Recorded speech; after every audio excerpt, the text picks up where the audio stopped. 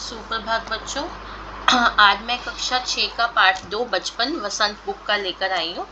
तो शुरू करने से पहले मैं बोलना चाहूँगी कि जैसा कि मैं पहले पार्ट 1 ऑलरेडी अपलोड कर चुकी हूँ, आज मैं पार्ट 2 अपलोड करने जा रही हूँ और जल्द ही मैं 3, 4 और 5 भी चैप्टर्स अपलोड कर दूँगी।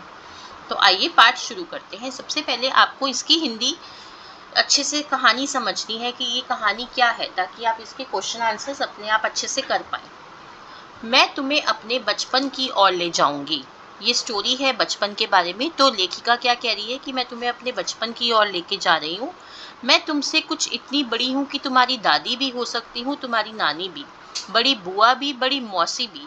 परिवार में मुझे सभी लोग जीजी कहकर ही पुकारते हैं। वो कह रही है कि मेरी इतनी उम्र है कि मैं तुम्हारी दादी भी हो सकती हूँ, नानी भी हो सकती हूँ, मौसी भी हो सकती हूँ, बुआ भी हो सकती हूँ, और सब लोग परिवार में मुझे जीजी कहकर पुकारते हैं। हाँ, मैं इन दिनों कुछ बड़ा बड़ा यानी उम्र में सयाना महसूस करने लगी हूँ। सयाना बोलते हैं मतलब समझदार। शायद इसलिए कि पिछली शताब्दी में पैदा हुई थी। मेरे पहनने ओढ़ने में भी काफी बदलाव आए हैं। पहले मैं रंग बिरंगे कपड़े पहनती रही हूँ, नीली, जामुनी, ग्रे, काला, चॉकलेटी। अब मन कुछ ऐसा करता है कि सफेद पहनो। वो कह रही है कि पहले मैं बहुत रंग बिरंगे कपड़े पहनती थी, लेकिन अब मेरा मन करता है कि मैं सफेद कपड़े पहनूं। गहरे नहीं, हल्के रंग।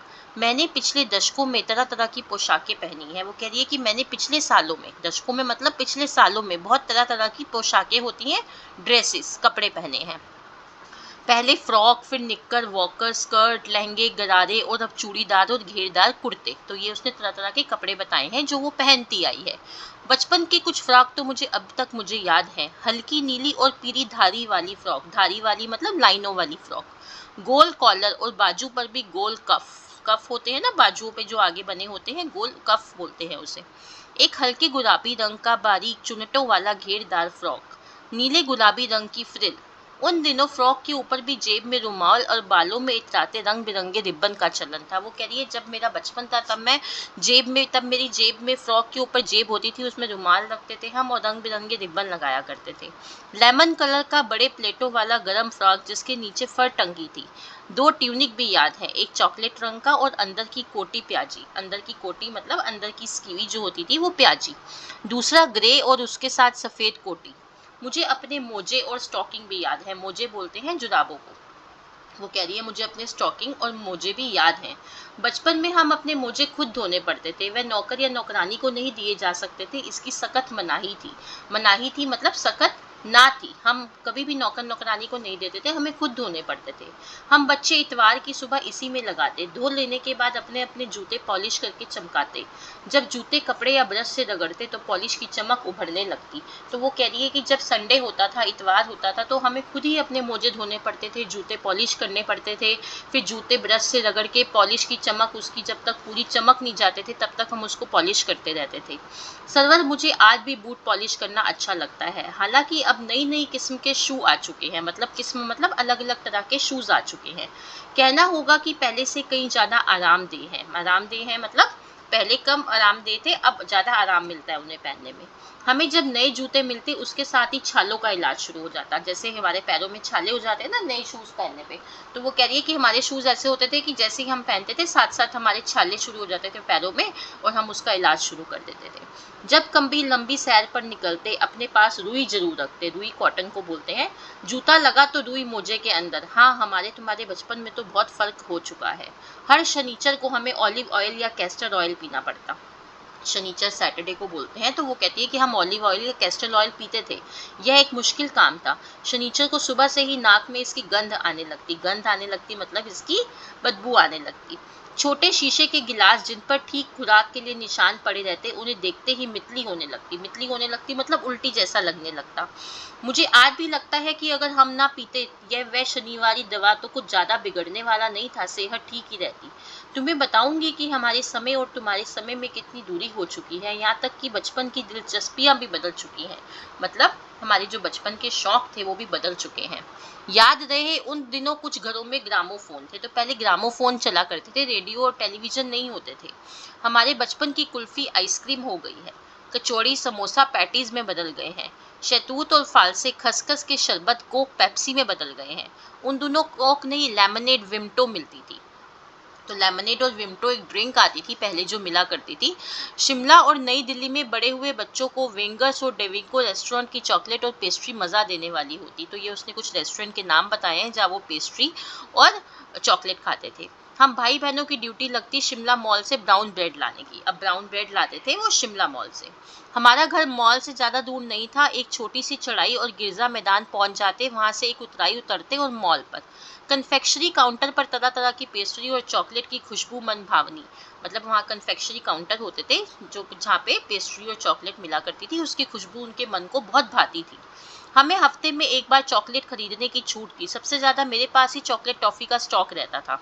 मैं चॉकलेट लेकर खड़े खड़े कभी ना खाती, घर लौटकर साइड बोर्ड पर रख देती और रात के खाने के बाद बिस्तर पर लेटकर मज़ा ले ले खाती। मतलब उस टाइम चॉकलेट नहीं खाती, लेकर घर आती, साइड बोर्ड पे रखती और बाद में रात को लेट कर खाती। शिमला के काफल भी बहुत याद आते हैं, खट्टे मीठे। खट्टे मीठे काफल एक फल हुआ करता था, खट्टे मीठे काफल एक फल है जो वो बहुत मजे लेकर खाती थी। कुछ एकदम लाल, कुछ गुलाबी, रस भरी कसमल, सोच कर ही मुंह में पानी भर आए। चेस्टनट एक और गजब की चीज, आग पर भूने जाते और फिर छिलके उतार कर मुंह में। एक चेस्टनट होती थी जिसको आग पे भूनते थे और उसके छिलके उतार कर खाते थे। चने जोर गरम और अनारदाने का चूरन। हाँ, चने जोर गरम की पुड़िया तो तब थी और वह अब भी नजर आती है। चने जोर गरम मतलब जो गरम चने होते हैं उसको पुड़िया में डाल के खाते थे। पुराने कागजों से बनाई हुई इस पुड़िया में निरा हाथ का कमाल है। नीचे से तिरछी लपेटते हुए ऊपर से इतनी चौड़ी की चने आसानी से हथेली पे पहुंच जाए। आज भी आप लोग कभी स्टेशनों पे जाएंगे या रेलवे स्टेशन पे जब हम जाते हैं तो वहाँ पर आज भी वो चने मिलते हैं जहाँ पे वो कोन सा बना के कागज में उसमें चने डाले होते हैं। तो ये उसी को कह रही है। एक वक्त था जब फिल्म का गाना चना जोर गरम बाबू में लाया मजेदार, चना जोर गरम उन दिनों स्कूल के हर बच्चे को आता था। कुछ बच्चे पुड़िया पर तेज मसाला बुरकवाते, बुरकवाते मतलब डलवाते। पूरा गिरजा मैदान घूमने तक यह पुड़िया चलती। एक एक चना पापड़ी मुंह में डालने और कदम उठाने में एक खास ही लय रफ्तार थी। मतलब बहुत मजा आता था चलने में जब एक एक चना मुंह में डालते थे और एक एक कदम एक एक कदम एक एक स्टेप चलते थे। छुटपन में हमने शिमला रिज पर बहुत मजे किए हैं, घोड़े की सवारी की है। शिमला के हर बच्चे को कभी ना कभी यह मौका मिल ही जाता था। हम जाने क्यों घोड़े को कुछ कमतर करके समझते, उन पर हंसते थे। ननिहाल के घोड़े खूब हष्ट पुष्ट और खूबसूरत, उनकी बात फिर कभी। शाम को रंग बिरंगे गुब्बारे, सामने जाखू का पहाड़, ऊंचा चर्च। तो वहां पे क्या था, एक पहाड़ था, जाखू नाम का, चर्च था। चर्च की घंटियां बजती तो दूर दूर उनकी गूंज फैल जाती। लगता इसके संगीत से प्रभु यीशु स्वयं कुछ कह रहे हैं। तो ऐसा लगता था कि भगवान हमसे कुछ कह रहे हैं। सामने आकाश पर सूर्यास्त हो रहा है, गुलाबी सुनहरी धरियां नीले आसमान पर फैल रही हैं। दूर दूर फैले पहाड़ों के मुखरे गहराने लगे और देखते देखते बत्तियां टिमटिमाने लगी। रिज पर की रौनक और माल की दुकानों की चमक के क्या कहने। स्कैंडल पॉइंट की भीड़ से उमड़ता कोलाहल। स्कैंडल पॉइंट एक पॉइंट था जो जगह का नाम था जहाँ से भीड़ का कोलाहल मतलब भीड़ से निकलता शोर। सर्वर स्कैंडल पॉइंट के ठीक सामने उन दिनों एक दुकान हुआ करती थी जिसके शोरूम में शिमला कालका ट्रेन का मॉडल बना हुआ था। इसकी पटरियां, उस पर खड़ी छोटे छोटे डिब्बों वाली ट्रेन, एक और लाल टीन की छत वाला स्टेशन और सामने सिग्नल देता खंबा, थोड़ी दूर पर बनी सुरंगें। पिछली सदी में तेज रफ्तार गाड़ी वही थी। कभी कभी हवाई जहाज भी देखने को मिलते। दिल्ली में जब भी उनकी आवाज आती बच्चे उन्हें देखने बाहर दौड़ते। दिखता एक भारी भरकम पक्षी उड़ा जा रहा है पंख फैलाकर। वो कह रहे हमें ऐसा लगता था कि एक पक्षी पंख फैलाकर उड़ता जा रहा है। यह देखो और वह गायब। उसकी स्पीड ही इतनी तेज लगती। हाँ, गाड़ी के मॉडल वाली दुकान के साथ एक और ऐसी दुकान थी जो मुझे कभी नहीं भूलती। यह वह दुकान थी जहाँ मेरा पहला चश्मा बना था। वहाँ आंखों के डॉक्टर अंग्रेज थे। वो बता रही है कि मॉडल वाली दुकान के साथ एक दुकान थी, गाड़ी के मॉडल वाली दुकान के साथ एक और दुकान थी जहाँ से मेरा चश्मा बना था। शुरू शुरू में चश्मा लगाना बड़ा अटपटा लगा मतलब अजीब लगा। छोटे बड़े मेरे चेहरे की ओर देखते, कहते आंखों में कुछ तकलीफ है, इस उम्र में ऐनक दूध पिया करो। मैं डॉक्टर साहब का कहा दौरा दे रही, कुछ देर पहनूंगी तो ऐनक उतर जाएगी। वैसे डॉक्टर साहब ने पूरा आश्वासन दिया था मतलब विश्वास दिलाया था, लेकिन चश्मा तो अब तक नहीं उतरा, नंबर बस कम ही होता रहा। मैं अपने आप इसकी जिम्मेदार हूँ। जब आप दिन की रोशनी को छोड़ के रात में टेबल लैंप के सामने काम करेंगी तो इसके अलावा और क्या होगा। तो वो बता रही है कि मैं रात को टेबल लैंप के नीचे पढ़ा करती थी जिसकी वजह से मेरी आंखें इतनी कमजोर हो गई थी। हाँ, जब पहली बार मैंने चश्मा लगाया तो मेरे एक चचेरे भाई ने मुझे छेड़ा, देखो देखो कैसी लग रही है। आंख पर चश्मा आँख पर चश्मा लगा ताकि सूझे दूर की, यह नहीं लड़की को मालूम सूरत बनी लंगूर की। तो ये वो कह रही है कि मेरा एक चचेरा भाई था जो मुझे छेड़ा करता था ये बोलकर। मैं खींची खींची मतलब खिंची, अंदर से खिंच मचती थी मुझे कि मुझ पर ये क्यों दोहराया जा रहा है, क्यों रिपीट किया जा रहा है, पर शेर बुरा ना लगा। जब वह चाय पीकर चले गए तो मैं अपने कमरे में जाकर आईने के सामने खड़ी हो गई। आईना होता है शीशा। कई बार अपने को देखा, ऐनक उतारी, फिर पहनी, फिर उतारी, देखती रही, सूरत बनी लंगूर की। नहीं नहीं नहीं, हाँ हाँ हाँ, मतलब वो देख रही है कि क्या मैं सच में लंगूर लग रही हूँ। मैंने अपने छोटे भाई का टोपा उतारकर सिर पर रखा, कुछ अजीब लगा, अच्छा भी और मजाकिया भी।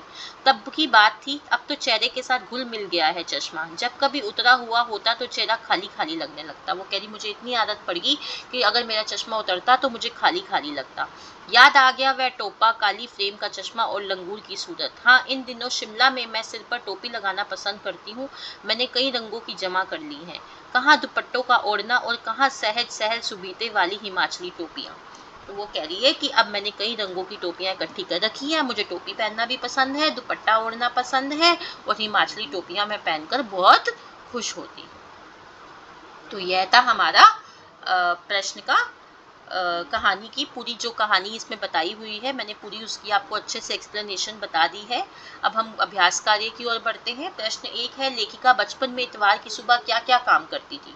तो हमने अभी कहानी में पढ़ा कि बचपन में इतवार की सुबह लेखिका अपने मोजे धोती थी, अपनी जुराबें धोती थी, फिर जूतों को पॉलिश कर कर उसे कपड़े या ब्रश से रगड़कर चमकाती थी। प्रश्न 2, तुम्हें बताऊंगी कि हमारे समय और तुम्हारे समय में कितनी दूरी हो चुकी है। इस बात के लिए लेखिका क्या उदाहरण देती है।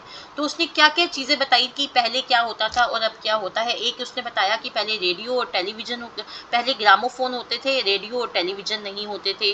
तब कुल्फी होती थी, अब आइसक्रीम हो गई है। तब कचौड़ी समोसा होता था, अब पैटीज में बदल गया है। पहले फालसे और खसखस के शरबत होते थे, अब कोक पेप्सी आ गए हैं। तो वही वो कह रही है, पहले लेमनेड और विमटो मिलती थी। तो ये सब उदाहरण देकर उसने बताया है कि पहले और अब के समय में कितना बदलाव आया है। प्रश्न 3 है, पाठ से पता करके लिखो कि लेखिका को चश्मा क्यों लगाना पड़ा। चश्मा लगाने पर उसके चेहरे पे भाई क्या कहकर चिढ़ाते थे। लेखिका रात में टेबल लैंप के सामने पढ़ने के कारण उसकी नज़र कमजोर हो गई थी, जिसकी वजह से उसे चश्मा लगाना पड़ा था।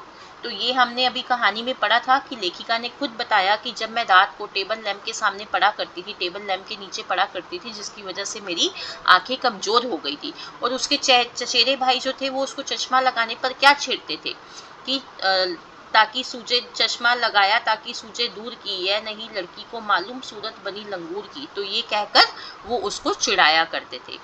प्रश्न 4 है, लेखिका अपने बचपन में कौन कौन सी चीजें मजा लेकर खाती थी, उसमें से प्रमुख फल कौन से हैं। तो हमने अभी कहानी में पढ़ा कि लेखिका बचपन में चॉकलेट बड़े मजे से खाती थी। वो सिर्फ सप्ताह में एक ही बार चॉकलेट खरीद सकती थी। और लेखिका कैसे चॉकलेट खाती थी, वो दुकान से लेकर आती थी और साइड बोर्ड पे रख देती थी, और फिर जब वो खाना खा के बिस्तर पे लेटती थी तो फिर वो मजे ले लेकर खाती थी। इसके अलावा वो कुल्फी खाती थी, शहतूत खाती थी, फालसे के शरबत, चॉकलेट, पेस्ट्री, फल। और उसमें से प्रमुख फल कौन कौन से थे, काफल और चेस्टनट, जो वो ज्यादा खाया करती थी। तो यहाँ हमारा क्वेश्चन आंसर्स खत्म होते हैं। अब मैंने क्वेश्चन आंसर्स भी आपके लिए अपलोड कर दी हैं, रेफरेंस के लिए आंसर्स भी लिखे हुए हैं, मैंने आपको समझा भी दिए हैं। फिर भी अगर आपको कोई डाउट हो आप मेरे से पूछ सकते हैं। एक ये आपको क्वेश्चन दिया हुआ है एक्स्ट्रा कि लेखिका के बचपन में हवाई जहाज की आवाज़ें, घुड़सवारी, ग्रामोफोन और शोरूम में शिमला कार का आश्चर्यजनक आधुनिक चीज़ें थी। आज क्या क्या आधुनिक चीज़ें तुम्हें आकर्षित करती हैं। वैसे अगर आपकी अध्यापिका आपको ये क्वेश्चन कराएं तो आप कर सकते हैं, बट ये कोई ज़रूरी क्वेश्चन नहीं है। लेकिन आज की आश्चर्यजनक आधुनिक चीज़ें क्या हैं, कंप्यूटर है, टेलीविज़न है, इंटरनेट है, मोबाइल है, मेट्रो ट्रेन है, मोटर कार है। तो ये इन सब चीज़ों से हम ज़्यादा आकर्षित होते हैं। तो ये हमारा पाठ यहाँ पे समाप्त होता है। तो अगर आपको इस पाठ में कोई भी डाउट है आप कमेंट बॉक्स में मेरे से लिख के पूछ सकते हैं। और अंत में मैं यही कहूँगी, kindly like, share, subscribe and comment my channel the education truth. धन्यवाद।